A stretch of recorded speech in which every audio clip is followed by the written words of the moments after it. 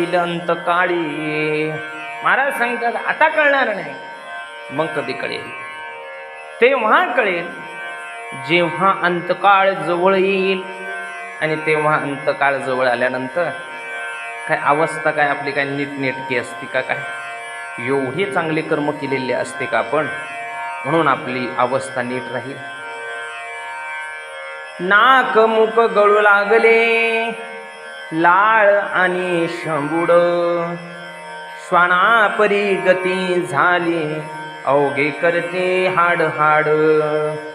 नाक गळतं, मूग गळतं, नाही ती अवस्था त्या वेळेस झालेली असते. माणसाला कळत नाही की काय करावं. धड मरताही येत नाही आणि धड जगताही येत नाही. तेव्हा कळतं पुत्र आपला आहे की तो त्याचा आहे, पत्नी आपली आहे की पैशाची आहे, आणि गणगोत आपला आहे की आपल्या देखाव्याचं आहे. तेव्हा कळतं जेव्हा अंतकाळ तेव्हा जवळ आलेला असतो. पण काय उपयोग, तेव्हा मात्र काहीही करता येत नाही.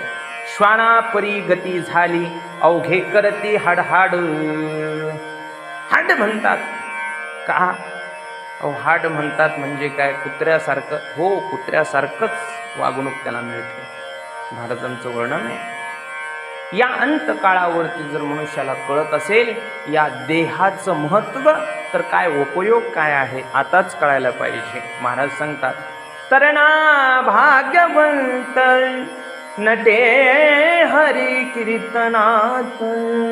तरणा भाग्यवान आहे आणि कीर्तनामध्ये नटतो ना तो भाग्यवान आहे. म्हणजे तरणा जर नटत असेल तर, नाहीतर दाताची बत्तीसी पडली सगळी आणि डोळ्याने दिसत नाही, कानाने ऐकायला येत नाही, गुडघ्याने उभं राहणं होत नाही.